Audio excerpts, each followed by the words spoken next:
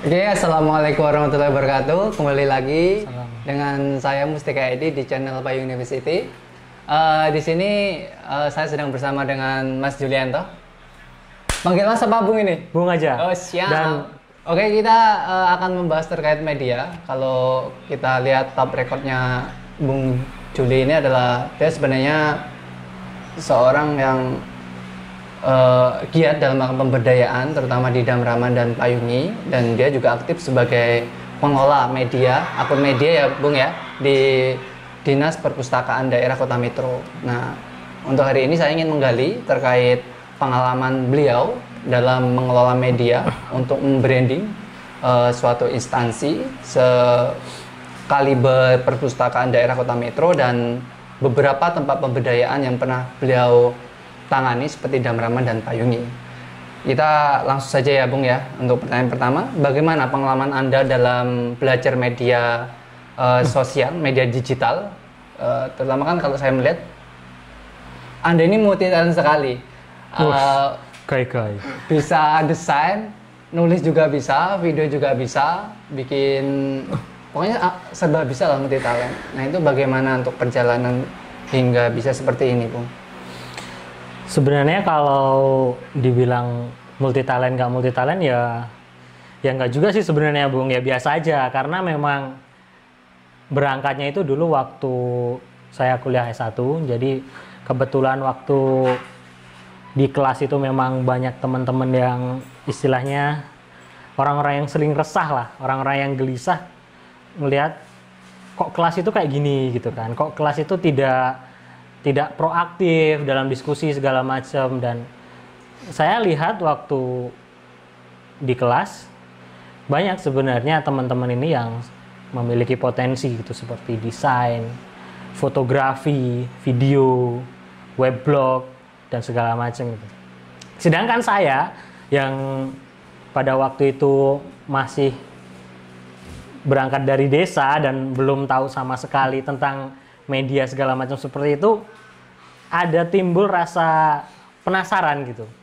Jadi kok teman-teman saya yang di kota ini mereka bisa melakukan hal-hal yang menurut saya keren pada waktu itu kan.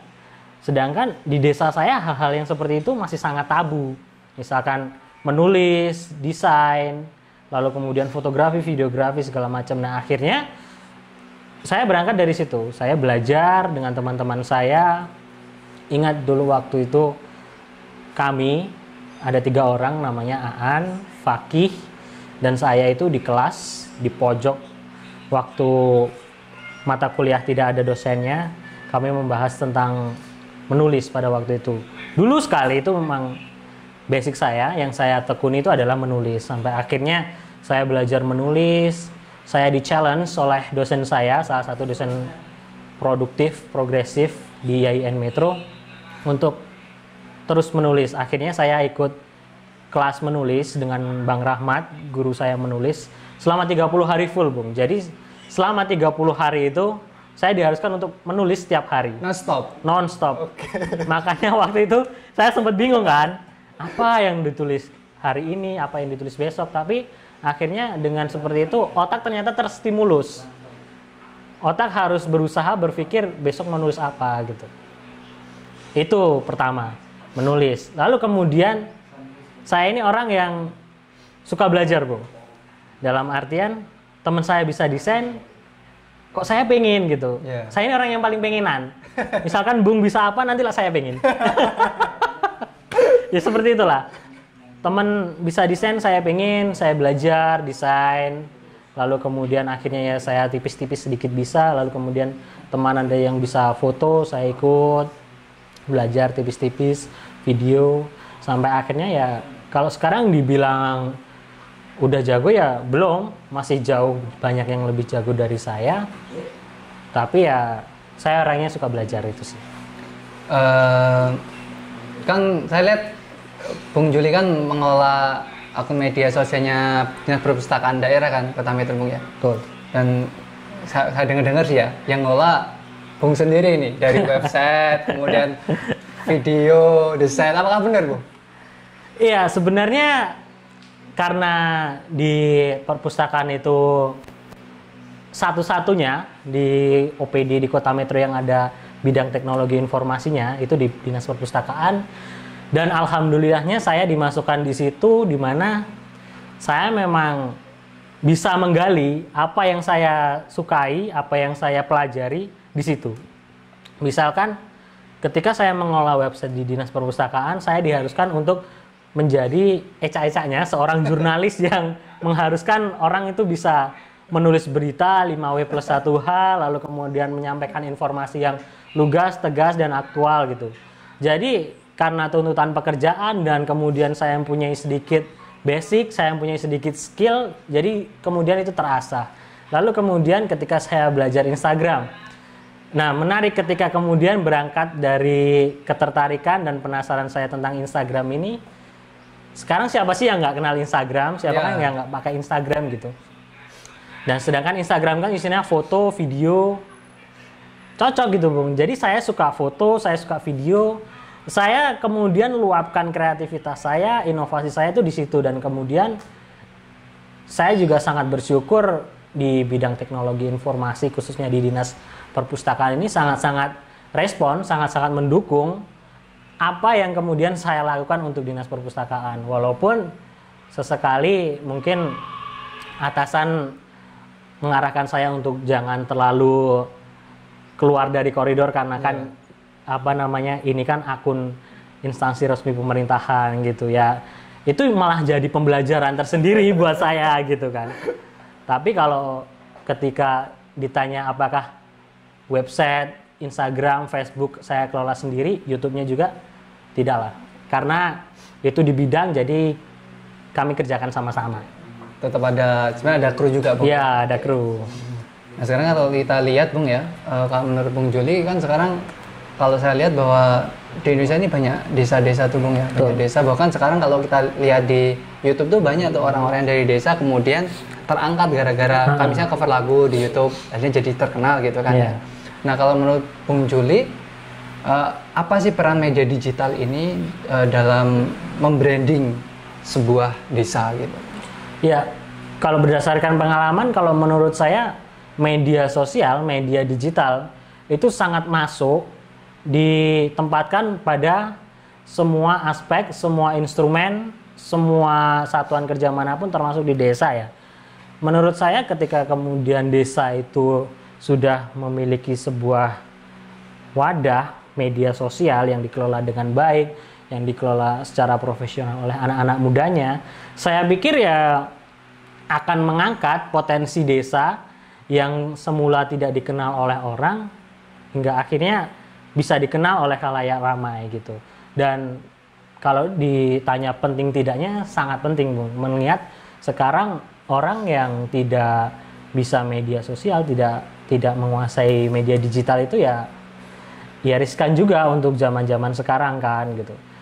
Contohnya juga saya pribadi memang berasal dari desa di daerah Tulang Bawang sana, tepatnya di Desa Sidomulyo. Ada kearifan lokal di sana ketika kemudian kita tidak bicara tentang mensupport kapitalis ya, karena memang di sana iklim yang terbentuk itu adalah orang-orang di sana itu bekerja di perusahaan kelapa sawit. Lalu kemudian ada juga yang deres karet, tahu menyadap karet, nah seperti itu. Ketika kemudian hal-hal itu sangat umum, sangat biasa di desa, tapi ketika itu diangkat di kota, misalkan, tahu nggak sih di Desa Sidomulyo itu orang-orangnya ketika deres karet, nyadap karet itu berangkatnya subuh. Jadi mereka membawa perlengkapan obat nyamuk ditaruh di belakang sini, bawa pisau sadap itu, lalu kemudian senter kepala di sini. Gitu.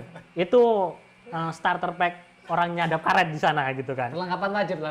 Perlengkapan wajib. Nah, orang-orang di kota yang tidak melihat hal seperti itu, ketika kemudian disajikan dalam bentuk media digital, media sosial, itu akan menjadi sesuatu yang baru gitu di kota. Oke lah, mungkin di desa itu hal yang sangat umum, tapi kemudian di kota, oh ternyata begini toh prosesnya. Mereka harus berangkat jam 5 subuh karena karena juga saya tidak tahu ya, ketika jam 5 subuh, ketika subuh, setelah sholat subuh itu mereka berangkat, jadi getah karet itu masih deras-derasnya mengalir. Dari deras-derasnya mengalir, dan Dan pernah sekali dulu saya tanya teman saya di sana, tetangga rumah, ternyata ada hal yang membuat dia itu pusing ketika dia harus berangkat subuh. Oke, sorry tadi baterainya habis kameranya. Tadi kita sampai mana Bung, lupa? Anda tidak profesional. Iya, tadi cerita tentang teman saya yang pusing dan bingung ya ketika nyadap karet. Itu memang benar, ketika dia harus berangkat subuh dan posisi masih gelap, banyak nyamuk di tengah ladang karet yang sebegitu luas kan. Dan Bung kan tahu kalau misalkan pohon karet itu kan berderet kan. Yeah. Jadi dia harus menghafali jalan ketika dia sudah satu baris ke sini, dia harus balik ke sini. Karena ketika dia melihat sekeliling, itu sama semua Bung. Jadi dia bingung, dia harus kemana gitu kan. Ini sudah dideres apa belum gitu. Nah menurut saya hal-hal sederhana di desa seperti itu ketika kemudian dia angkat dibuat di media sosial, mungkin YouTube, Instagram, itu bisa jadi menarik gitu. Kita lihat memang benar kata Bung, ketika banyak anak-anak di luar sana khususnya di Pulau Jawa atau di mana yang mereka sebenarnya bukan orang-orang urban tapi justru terkenal lewat media digital, lewat sosial media YouTube segala macam. Sekarang memang orang ini ingin terkenal tidak harus ke Jakarta. Dia bisa mengoptimalkan YouTube, Instagram supaya dia bisa terkenal. Kita bisa lihat ya Paul Apike, Agus Kotak, Bats Channel segala macam itu kan sebenarnya mereka berangkat dari hal-hal yang sederhana, cerita kehidupan. Ya kurang lebih seperti itu. Dan menariknya di Indonesia ini kan desa sangat banyak ya. Yeah. Dan desa ini jelas memiliki kearifan lokal, keunikan sendiri yang berbeda-beda di masing-masing desa. Dan menurut saya peran media digital dan anak muda itu di situ untuk menciptakan atau meng-create sebuah bahan, sebuah produk dari desa. Produk ini bukan artian mungkin keripik pisang atau segala macam, bukan ya, tapi lebih ke produk-produk digital gitu. Berarti artinya sebenarnya kayak desa kan intinya punya keunikan lah seperti cerita yang Bung Juli katakan tadi. Nah itu bisa dikemas ya Bung ya dalam bentuk media, kemudian kita upload dan orang kota bisa melihat gitu. Iya, benar. Tapi gini Bung, kalau kita bicara soal media, kita tidak akan lepas dari fasilitas seperti internet, kemudian juga mungkin handphone, kemudian juga SDM-nya juga harus kita lihat juga kan. Yeah. Karena kalau kita misalnya bikin video seperti ini aja kita butuh alat banyak, habis berapa puluh juta ini. Tentu kan itu membutuhkan modal Bung ya untuk berbicara soal media, kemudian ranahnya di desa gitu. Nah kemudian bagaimana Bung kalau misalnya desa kan punya dana desa gini Bung. Menurut Bung Juli bagaimana kalau misal dana desa itu sebagian ada dialokasikan untuk membangun media di desa? Bagaimana menurut? Ya benar sekali kata Bung. Karena menurut saya dana desa ini ya, seminim pengetahuan saya memang tidak hanya sebatas untuk pembangunan infrastruktur saja kan. Yeah. Saya juga sedikit membaca bahwasanya kurang lebih sepertinya ada dibatasi kan. Yeah. Nah, sedangkan nilai dana desa ini sangat fantastis menurut saya.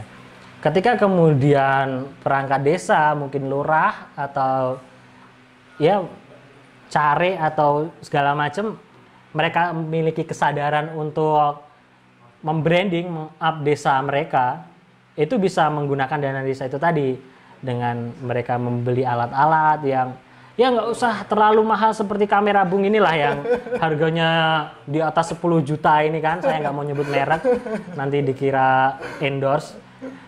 Cukup pakai kamera sederhana sehingga nanti ketika kita keterbatasan alat maka kreativitas itu akan muncul. Dan dana desa transparansinya tidak harus kemudian bikin banner besar ditaruh di balai kampung, ini sudah buat ini ternyata zong juga kan, dan desa akhirnya tidak melakukan apa-apa juga menurut saya pribadi ya sangat disayangkan gitu. Sedangkan desa ini adalah tempat yang sebenarnya sangat-sangat bisa berdaya dibandingkan kota. Mereka mempunyai bahan-bahan pokok, mereka mempunyai bahan makanan yang cukup, memadai, dan Dan mungkin satu permasalahan adalah anak-anak muda. Ketika kemudian ada anak muda yang tidak diarahkan untuk membranding atau diajari media digital, media sosial, itu nantinya akan payah juga. Sebenarnya mereka bisa belajar dari mana saja karena sekolah, belajar itu tidak harus dari sekolah Ya, kan. benar-benar. Kita lihat seperti di Batch Channel atau di Agus Kotak segala macam itu kan, ya mereka mungkin belajar melihat dari video-video lain lalu kemudian mereka mengamati, meniru lalu memodifikasi. Kenapa kemudian tidak menirukan hal-hal seperti itu gitu. Dan saya kira untuk sebuah desa ya harus ada sinergi dari semua masyarakat gitu. Itu sih, Bung. Berarti sangat penting Bu ya untuk fasilitas Bu, terutama juga kalau kita mau maksimalin juga sumber daya manusia juga harus kita bangun. Ya, benar. Mungkin dengan sekolah kayak sekolah media digital yang harus dilakukan oleh pemerintah desa. Ya.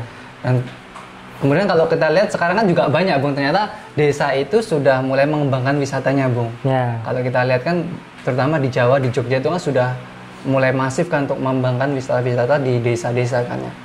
Nah, kalau menurut Bung Juli, sebenarnya bagaimana sih sebenarnya wisata desa ini bisa dikembangkan melalui media digital? Karena kan sekarang medianya eranya media digital, nggak bisa kita konvensional bagi-bagi brosur atau pasang banner gede seperti yang katakan Bung Juli tadi karena dia efektif kan. Bagaimana menurut Bung Juli? Iya, kalau menurut saya ketika ada orang desa atau siapapun yang bilang kemudian desa itu tidak memiliki potensi untuk diangkat menjadi sebuah tempat wisata, ya mereka salah gitu. Mereka kurang mau untuk menciptakan atau lebih masuk ke desa mereka, maksudnya dalam artian menggali potensi. Gitu. Menggali potensi. Makanya sudah benar yang namanya social mapping yang kata Bung di episode yang sebelumnya sama Mas Dwi Nugroho. Nah itu udah benar. Jadi social mapping itu kan mengarahkan mereka yang mau belajar itu tentang bagaimana melihat potensi desa itu gitu. Kaitannya dengan media sosial, sangat berkaitan karena itu tadi. Misalkan di Jawa sana mungkin banyak pegunungan segala macam, dia bisa men-shoot lalu menjadikan scene-scene dari sebuah video. Nah di Lampung ini kan daerahnya bermacam-macam ya. Mungkin di daerah sana ada yang bergunung-gunung, berbukit-bukit, ada yang laut. Tapi pada akhirnya itu menjadi sebuah potensi ciptaan Tuhan yang kemudian bisa diangkat menjadi sebuah wisata. Tapi dipayungi inilah. Payung ini adalah hal yang paling sederhana, paling pas dan bisa jadi percontohan di mana saja. Bayangkan ketika Tuhan tidak menciptakan tempat wisata seperti gunung, pantai, atau air terjun, tapi hanya gang-gang belakang rumah orang, hingga akhirnya bisa dijadikan sebagai tempat wisata kuliner, itu sangat luar biasa gitu. Dan payung ini tidak bisa lepas dari peran media digital, peran media sosial, di mana membrandingnya, membagikannya ke grup-grup, lalu membuat video-video di YouTube, itu membuat payung ini menjadi luar biasa gitu. Dan itu harusnya bisa ditiru di desa-desa lain. Menurut saya seperti itu. Dan yang jelas di setiap desa itu kan potensinya beda-beda ya. Tidak harus menciptakan sebuah pasar gitu. Jadi kita harus gali melalui social mapping itu tadi. Bagi kalau kita lihat Lampung kan juga ada tarinya, itu ada juga makanannya. Benar. Budaya sebenarnya banyak di Lampung yang bisa kita gali kalau misalnya kita mau menggalinya. Apalagi juga kayak Bung Juli sebenarnya kan sudah di Dam Raman dulu ekowisata kan Bung ya. Betul. Karena ada dam besar kita bangun di sana, Bung Juli bangun di sana dan di sini dipayungi bersama komunitas hanya gang sempit sebenarnya. Iya, gang sempit. Yang kemudian bisa di-up dengan media digital kan Bung ya. Betul. Nah kemudian kita berangkat ini Bung dari sebenarnya setiap daerah kan punya potensi, tinggal masyarakatnya bagaimana untuk menggalinya dan memanfaatkan media digital untuk membranding wisata tersebut. Nah kalau saya lihat kan sebenarnya kan Bung Jilanto sudah melakukan pemberdayaan di Dam Raman, kemudian juga di Payungi, juga sekarang ikut bekerja di Dinas Perpustakaan Daerah Kota Metro. Nah sebenarnya mimpi yang ingin Bung Juli lakukan setelah melakukan pemberdayaan dan bekerja ataupun bergelut di media digital ini apa sih Bung? Mimpi ya, ini sesuatu yang menurut saya lebih ke magis sifatnya. Jadi mimpi saya ini pulang sebenarnya. Pulang ke kampung. Ya, dan pulang itu bukan kemudian diartikan pulang bawa uang banyak terus kemudian di sana-sana, saya tidak. Saya sebenarnya di Metro ini dengan beberapa kegiatan, beberapa pemberdayaan yang telah saya ikuti, saya belajar, adalah proses meniru dan merekam sebenarnya. Ketika kemudian nanti saya sudah cukup pengetahuan dan kemudian saya sudah mencukup untuk menciptakan sebuah atau menciptakan sesuatu di desa saya akan pulang. Saya akan menciptakan sesuatu yang ya menjadi ciri dari desa saya gitu. Tapi alasan kemudian sampai sekarang saya belum pulang, saya belum bisa melakukan apa-apa di desa, saya masih merasa asing di desa, karena saya sadar bahwa saya belum cukup ilmu. Saya belum cukup punya kemampuan untuk menciptakan sebuah ekosistem dan pelan-pelan sampai sekarang juga saya sering aktif berkomunikasi dengan teman-teman saya di desa yang ya Bung bisa maklum lah, bisa paham sendiri ketika kemudian istilahnya teman-teman di desa yang notabene-nya pergaulannya sudah berbeda kan. Berbeda. Obrolan juga akan sedikit lebih sulit untuk menyatukan persepsi. Jadi di sini saya ingin menggali dulu bagaimana kemudian ya belum cukup lah. Apa yang sudah saya lakukan di sini itu masih belum cukup untuk menciptakan sesuatu di desa saya. Dan mimpi saya adalah ketika saya pulang, saya bukan kemudian akan berleha-leha di sana. Saya ingin menciptakan sesuatu yang bisa mengangkat desa saya ini menjadi sebuah desa yang unik. Potensinya apa? Seperti itu tadi, nyadap karet segala macam. Intinya sana banyak perkebunan sebenarnya. Perkebunan banyak dan sebenarnya anak mudanya sangat banyak. Banyak juga. Anak mudanya banyak, tapi mereka ya masih belum bisa diarahkan karena memang masih minim sekali anak-anak muda di sana yang keluar kuliah menuntut ilmu. Jadi mereka seperti ya, seolah-olah ya hanya stagnan. Dan saya sebagai lahir di sana, anak yang lahir di sana, saya ingin merubah hal-hal seperti itu. Kelak suatu saat, insya Allah dengan kapasitas saya jika sudah memenuhi, saya ingin pulang. Itu mimpi saya, Bu. Tapi pada intinya sebenarnya ada keinginan Bung ya untuk memberikan sumbangsi ke desa ya, desa Bung Juli. Ya sebenarnya keinginan yang sangat mulia sebenarnya, dan tentunya itu bisa dilakukan oleh teman-teman di sana. Bahwasanya sebenarnya kita yang tinggal sekarang dari desa kemudian tinggal di kota seperti saya dan Bung Juli ini ya pada akhirnya harus pulang lagi Bung ya ke desa, dan kita membuat ekosistem baru di sana dan membangun potensi-potensi yang ada di desa seperti itu. Betul. Ini mungkin kita cukup Bung ya. Kira-kira 3 kata dari Bung Juli untuk anak-anak muda desa. 3 kata untuk anak muda desa. Jangan berhenti belajar. Oke, jangan berhenti belajar. Karena nanti dulu tuh salaman terus.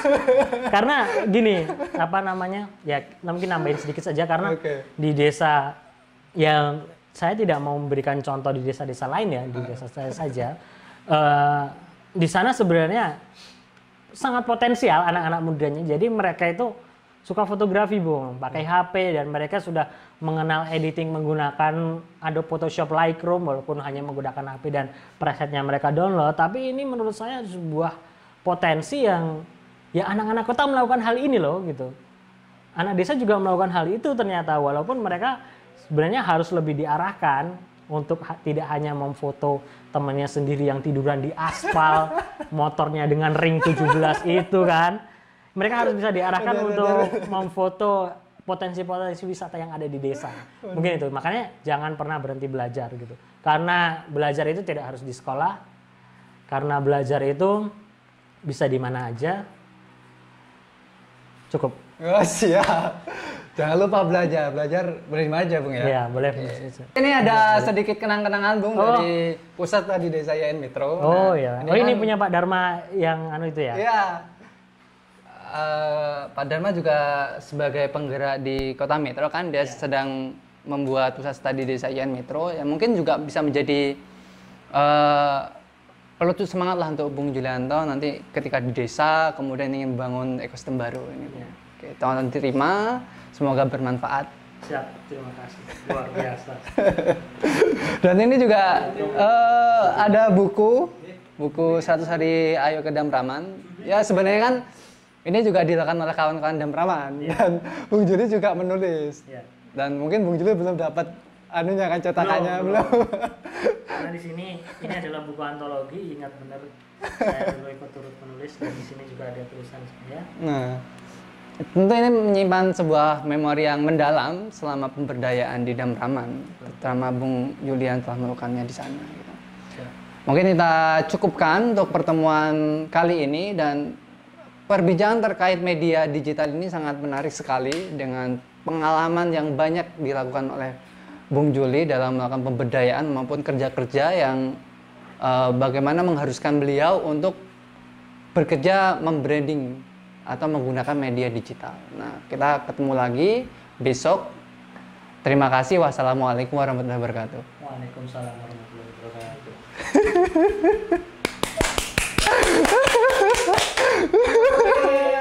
Ini kok